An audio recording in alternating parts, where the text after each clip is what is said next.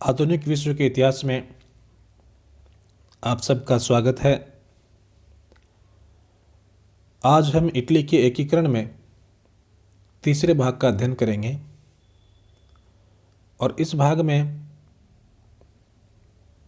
Italy के एकीकरण का जो द्वितीय चरण है, अर्थात पहला चरण जो 1850 ईस्वी तक आकर समाप्त हो गया था, और एक प्रकार से इस चरण में इटली के एकीकरण के समस्त प्रयास असफल सिद्ध हुए थे। पीछे की स्लाइड्स में हमने देखा था कि हम इटली के एकीकरण को दो भागों में या दो चरणों में बांटकर हम इसका अध्ययन कर सकते हैं। प्रथम चरण 1815 ईस्वी से लेकर 1850 ईस्वी, जिसके सारे प्रयास असफल सिद्ध हुए, और द्वितीय चरण 1850 से लेकर 1870 ईस्वी में, जिसमें एकीकरण के प्रयास सफल हुए और उसके परिणाम स्वरूप एक नए राष्ट्र का निर्माण हुआ जिसे हम इटली के नाम से जानते हैं। मोटे तौर पर इटली के एकीकरण का यही चरण ज़्यादा इम्पोर्टेंट है। पहले वाले चरण ने इटली में एक ऐसा मजबूत आधार तैयार किया जिसके ऊपर आगे जाकर एकीकरण का महल तैयार हुआ, और चूँकि इसने पृष्ठभूमियाँ तैयार की, चेतना तैयार की, लोगों में एकीकरण के प्रति भावना पैदा की, राष्ट्रभक्ति की भावना पैदा की, और उनके मन में एक विचार पैदा किया गया कि इटली का एक एकीकरण संभव है। हम आज इस टॉपिक के अंतर्गत कावूर के नेतृत्व में इटली का जो वास्तविक एकीकरण संभव हुआ उसके कुछ भाग का अध्ययन करेंगे। ये आपकी सहूलियत के लिए मानचित्र दिया गया है।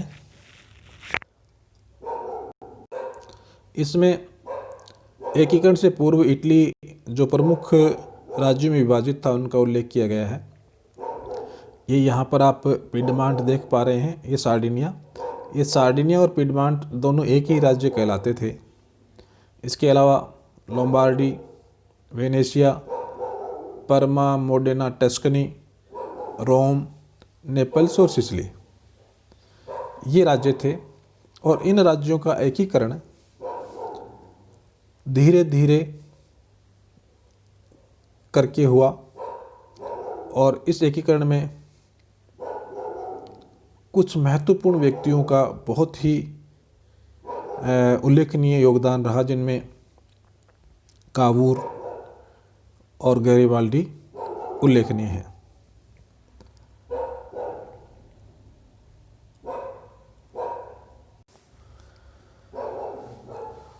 इटली के एकीकरण में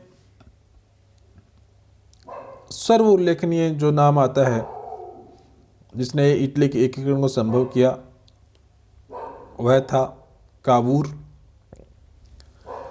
काउंट कैमिलो डी कावूर का जन्म 1819 ईस्वी में हुआ था, और इसने धीरे धीरे इटली की स्थिति को समझना प्रारंभ किया।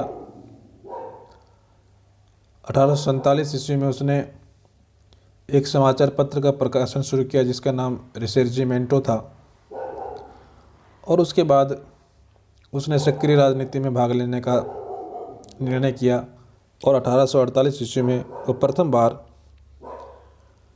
शिवाय की संसद का सदस्य निर्वाचित हुआ, और 1852 ईस्वी में उसकी योग्यता को देखते हुए उसे प्रधानमंत्री नियुक्त किया गया। बहुधा परीक्षा में प्रश्न पूछा जाता है कि इटली के एकीकरण में कावूर की क्या भूमिका थी और कैसे इटली के एकीकरण को कावूर ने संभव कर दिखाया। पीछे के टॉपिक्स में हमने ये देखा था कि इटली का एकीकरण कैसे हो, इसको लेकर कई प्रकार की विचारधाराएं प्रचलन में थी, कुछ लोग गणतंत्रात्मक व्यवस्था स्थापित करना चाहते थे, कुछ लोग संवैधानिक राजतंत्र की स्थापना करना चाहते थे। इसी प्रकार से काबूल की भी इटली के एकीकरण के बारे में एक निश्चित राय थी, निश्चित सोच थी, निश्चित मत था। काबूल की सोच को हम मोटे तौर पर 3 भागों में विभाजित कर सकते हैं। पहला, काबूल इस बात के लिए दृढ़ संकल्पित था कि इटली का एकीकरण केवल और केवल सार्डिनिया पिडमांट के नेतृत्व में ही संभव है। अर्थात अगर इटली का एकीकरण करना है तो उसके लिए सार्डिनिया और पिडमांट को आगे बढ़ना होगा, उसे नेतृत्वकारी भूमिका स्वीकार करनी पड़ेगी। दूसरा महत्वपूर्ण जो उसकी एकीकरण के बारे में विचार था वो था कि इटली का एकीकरण तभी संभव है जब इटली को ऑस्ट्रिया से मुक्ति मिल जाए। अर्थात इटली के एकीकरण के लिए ऑस्ट्रिया से मुक्ति प्राप्त करना जरूरी है। हमने पिछले स्लाइड्स में भी अध्ययन किया था कि नेपोलियन की पराजय के बाद में यूरोप में जो फिर से व्यवस्था स्थापित की गई थी उसमें ऑस्ट्रिया का बहुत महत्वपूर्ण रोल था, भूमिका थी। और इटली के भी कुछ महत्वपूर्ण राज्यों के ऊपर ऑस्ट्रिया का डायरेक्ट इनडायरेक्ट प्रभाव था। वेनेशिया के ऊपर और लोम्बार्डी के ऊपर तो ऑस्ट्रिया का सीधा सीधा आधिपत्य था ही। इसके अलावा भी इटली का अप्रत्यक्ष रूप से ऑस्ट्रिया का इटली के कुछ राज्यों पर अप्रत्यक्ष रूप से भी अधिकार प्रभाव था। काबूल ये जानता था कि इटली के जो हित है वो ऑस्ट्रिया के हितों से भिन्न है और इसलिए इटली के एकीकरण में ऑस्ट्रिया रुकावटें पैदा करेगा और इसलिए यदि एकीकरण करना है तो ऑस्ट्रिया से मुक्त होना आवश्यक है। तीसरा और महत्वपूर्ण बिंदु उसके एकीकरण के बारे में विचार का था वो ये कि इटली का एकीकरण बिना किसी विदेशी सहायता के संभव नहीं है। अर्थात अगर इटली का एकीकरण करना है तो उसे विदेशी सहायता की जरूरत पड़ेगी। इटली में स्वयं में इतना सामर्थ्य नहीं है कि वो अपने अकेले के दम पर ऑस्ट्रिया, फ्रांस जैसे महत्वपूर्ण शक्तियों का सामना कर सके जिनका हित और जिनकी सोच इटली के एकीकरण के विरुद्ध थी। तो ये 3 बहुत महत्वपूर्ण बिंदु थे काबूल की इटली के एकीकरण के बारे में सोच के। और इटली के एकीकरण के लिए काबूल ने जो भी प्रयास किए उन प्रयासों में ये तीनों बातें हमें बार बार दिखाई देती हैं। काबूल जब प्रधानमंत्री बना सार्डिनिया का, उसके बाद से उसने एकीकरण के लिए उचित अवसर की तलाश करना शुरू कर दिया और वह बड़े गौर से यूरोप की राजनीति को देख रहा था और एक उचित अवसर की तलाश में था। सौभाग्य से उसे एक अवसर मिला और वह अवसर था क्रीमिया का युद्ध। उस समय टर्की के ऊपर आधिपत्य को लेकर यूरोप के देशों में संघर्ष चल रहा था और टर्की से संबंधित जो समस्या थी उस समस्या को पूर्वी समस्या के नाम से जाना जाता था क्योंकि यह यूरोप के पूर्व में पड़ती थी। तो इस पूर्वी समस्या को लेकर रूस का टर्की से संघर्ष हुआ और टर्की से संघर्ष होने के परिणाम स्वरूप टर्की के सहयोगी राष्ट्र जिनमें फ्रांस और इंग्लैंड भी शामिल थे, इनके साथ रूस का एक युद्ध हुआ 1853 ईस्वी में जो क्रीमिया के युद्ध के नाम से प्रसिद्ध है। अर्थात क्रीमिया के युद्ध में जो 1853 ईस्वी में लड़ा गया, एक तरफ रूस था और दूसरी तरफ टर्की, और टर्की की सहायता के लिए फ्रांस और इंग्लैंड। इस युद्ध में सार्डिनिया, पिडमांट जैसे छोटे राज्य को ना तो रूस ने इनवाइट किया, ना ही टर्की ने इनवाइट किया, ना फ्रांस ने इनवाइट किया, ना इंग्लैंड ने इनवाइट किया। फिर भी काबूर ने इस युद्ध में इटली के एकीकरण की संभावनाएं देखी और उसने बिना किसी आमंत्रण के अपने 18,000 सैनिकों के साथ टर्की के कैपेक्स में युद्ध में कूद पड़ा। काबूर का इस युद्ध में भाग लेने का मुख्य उद्देश्य फ्रांस की सहानुभूति लेना चाहना था। वह ये मानता था कि इस युद्ध में फ्रांस को सैन्य सहायता की ज़रूरत है और अगर उसे सहायता दी जाएगी तो वो खुश होगा और एक प्रकार से उसकी सहानुभूति इटली को प्राप्त होगी। चूँकि इस युद्ध में इंग्लैंड भी भाग ले रहा था, इसलिए इंग्लैंड यानी फ्रांस की तरफ से युद्ध में भाग लेने का मतलब था कि इंग्लैंड की तरफ से भी युद्ध में भाग लेना, और इसलिए इंग्लैंड भी कहीं ना कहीं उसके फेवर की बात करेगा। ये सोचकर उसने बिना किसी आमंत्रण के इस युद्ध में भाग लिया। परिणाम काबूर के सोच के अनुरूप ही हुआ। युद्ध हुआ। युद्ध के बाद में एक पेरिस में शांति सम्मेलन का आयोजन किया गया और इस सम्मेलन में काबूर के 18,000 सैनिकों के सहयोग के परिणाम स्वरूप पेरिस सम्मेलन में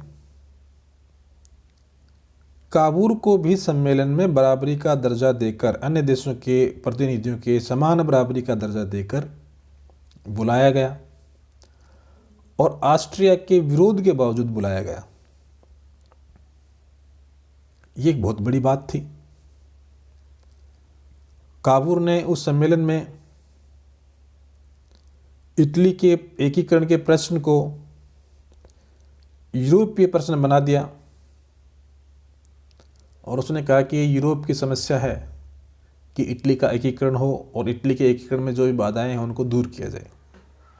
और इस प्रकार यूरोप की दृष्टि में, यूरोप के राष्ट्रों की दृष्टि में पिडमांट, सार्डिनिया पिडमांट जो उसका राज्य था, उसकी और स्वयं काबूर की प्रतिष्ठा को बढ़ाने में ये बहुत ही महत्वपूर्ण सिद्ध हुआ। क्रीमिया के युद्ध में एक बराबरी का दर्जा प्राप्त करने के बाद काबूर ने अपनी अगली रणनीति का पासा फेंकते हुए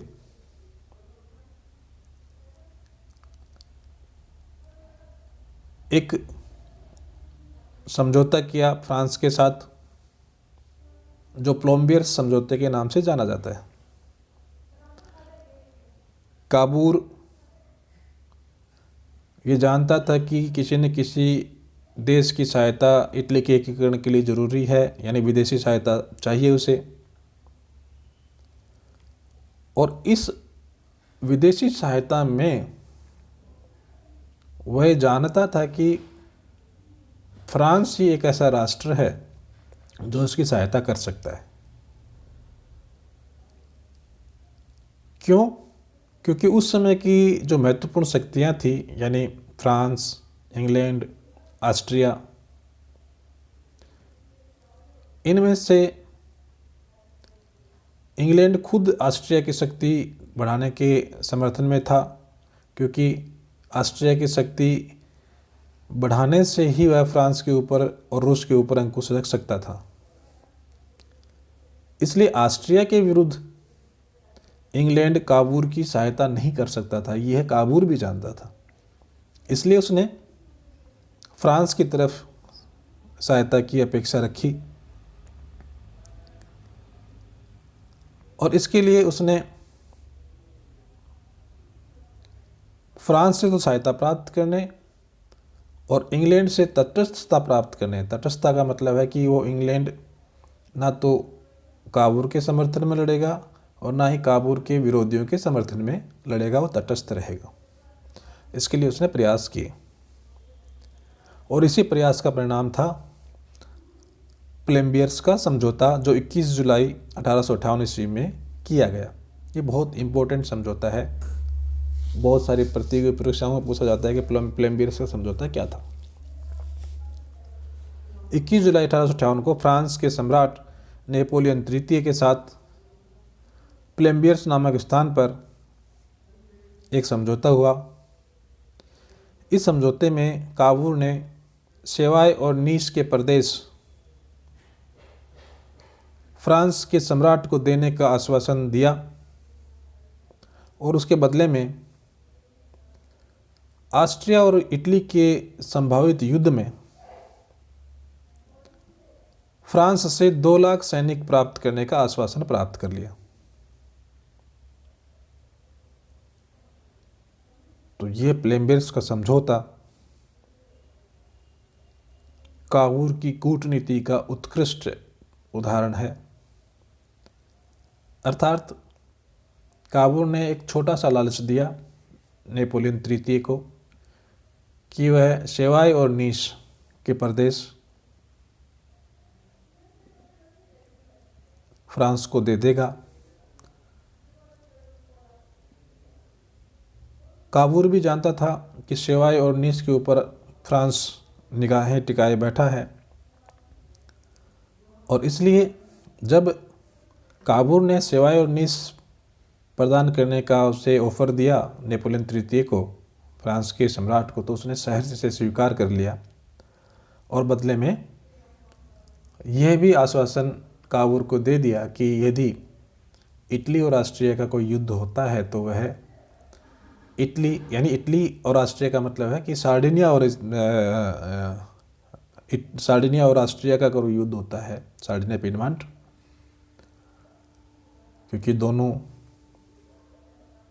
एक ही राज्य के अंतर्गत थे, इसलिए इसे सार्डिनिया पिडमांट या सार्डिनिया का राज्य भी कहा जाता है। तो वह फ्रांस को 2 लाख सैनिक सहायता प्रदान करेगा। अब प्लेम्बियर्स समझौता करते ही काबूल ने प्रयास करना शुरू कर दिया कि किस प्रकार ऑस्ट्रिया के साथ संघर्ष हो, ऑस्ट्रिया के साथ युद्ध हो। और प्लेम्बियर्स का समझौता किया इसलिए गया था कि किसी प्रकार से जल्दी से जल्दी ऑस्ट्रिया के खिलाफ सार्डिनिया का संघर्ष प्रारंभ हो जाए। और संघर्ष प्रारंभ करने के लिए उसने ऑस्ट्रिया के साथ छेड़खानी प्रारंभ की। काबूल ने ऑस्ट्रिया के मस्क और फराश नामक स्थान पर विद्रोह करवा दिए और ऑस्ट्रिया को भड़काना शुरू कर दिया।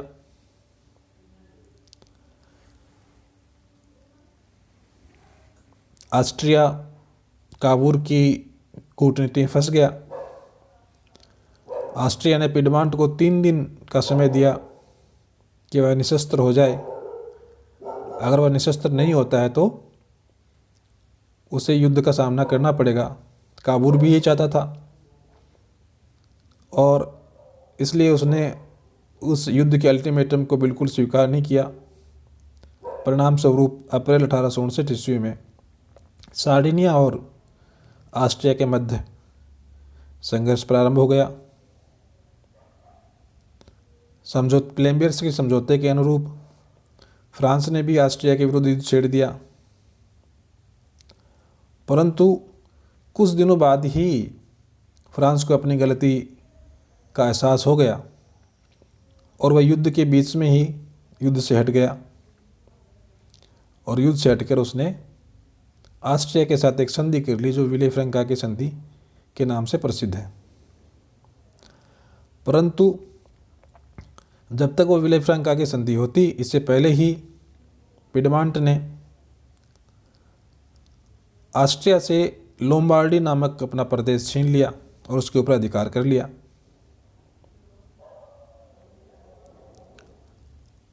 फ्रांस के युद्ध से हट जाने के बाद काबूल अकेले दम पर ही ऑस्ट्रिया के विरुद्ध युद्ध जारी रखना चाहता था और उसने इसके लिए फ्रांस के सार्डिनिया के सम्राट से अपील भी की, परंतु सम्राट ने उसे मना कर दिया।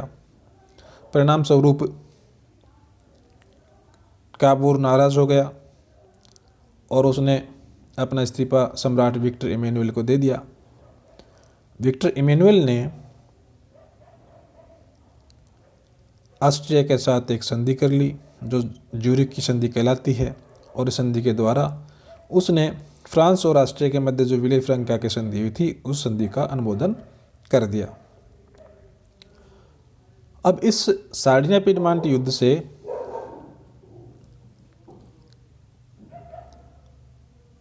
सार्डिनिया को क्या मिला, अर्थात इस युद्ध का क्या महत्व हुआ, दो भागों में हम बांट कर इसको देख सकते हैं।